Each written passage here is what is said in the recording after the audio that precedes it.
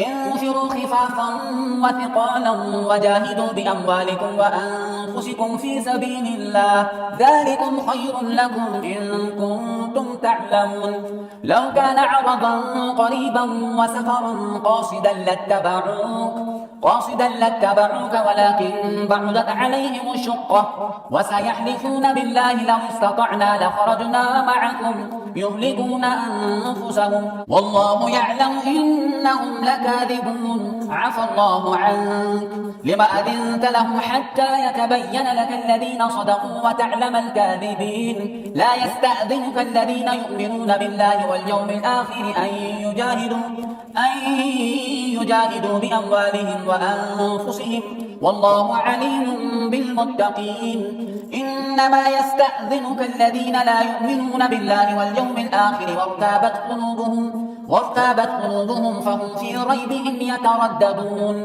ولو أرادوا الخروج لأعدوا له عدة ولكن كره الله بعاثهم فثبطهم وقيل اقعدوا مع القاعدين. لو خرجوا فيكم ما زادوكم إلا خبالا ولأوضعوا خلالكم يبغونكم الفتنة وفيكم سماعون لهم والله عليم بالظالمين. لقد ابتغوا الفتنة من قبل وقلبوا لك الأمور حتى جاء الحق وظهر أمر الله وهم كارهون. ومنهم من يقول ائذن لي ولا تفتني ألا في الفتنة سقطوا وإن جهنم لمحيطة بالكافرين. إن تصبك حسنة تسؤهم وإن تصبك مصيبة يقولوا قد أخذنا أمرنا من قبل ويتولوا وهم فرحون. قل لن يصيبنا إلا ما كتب الله لنا هو مولانا وعلى الله فليتوكل المؤمنون. قل هل تربصون بنا إلا إحدى الحسنيين ونحن نتربص بكم أن يصيبكم الله بعذاب من عنده أو بأيدينا فتربصوا إنا معكم متربصون. قل أنفقوا طوعا أو كرها لن يتقبل منكم إنكم كنتم قوما فاسقين. وما منعهم أن تقبل منهم نفقاتهم إلا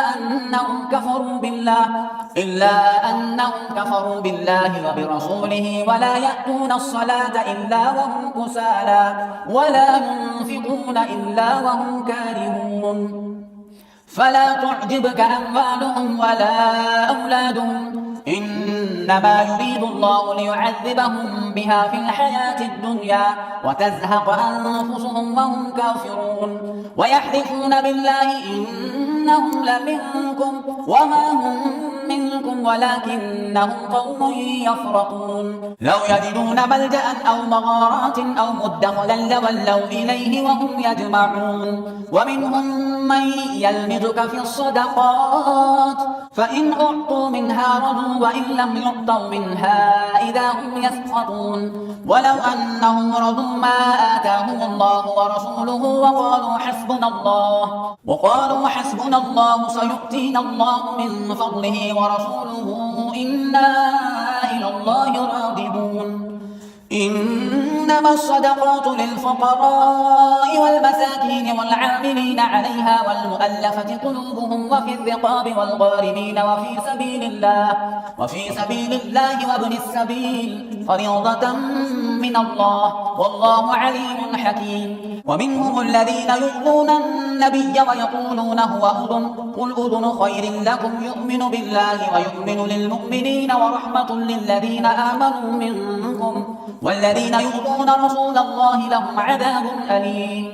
يحلفون بالله لكم ليرضوكم والله ورسوله أحق أن يرضوه إن كانوا مؤمنين. ألم يعلموا أنه من يحادد الله ورسوله فأن له نار جهنم خالدا فيها ذلك الخزي العظيم. يحذر المنافقون أن تنزل عليهم سورة تنبئهم بما في قلوبهم قل استهزئوا إن الله مخرج ما تحذرون ولئن سألتهم ليقولن إنما كنا نخوض ونلعب قل أبالله وآياته ورسوله كنتم تستهزئون لا تعتذروا قد كفرتم بعد إيمانكم إن نعف عن طائفة منكم نعذب طائفة بأنهم كانوا مجرمين المنافقون والمنافقات بعضهم من بعض يأمرون بالمنكر وينهون عن المعروف ويقبضون أيديهم نسوا الله فنسيهم إن المنافقين هم الفاسقون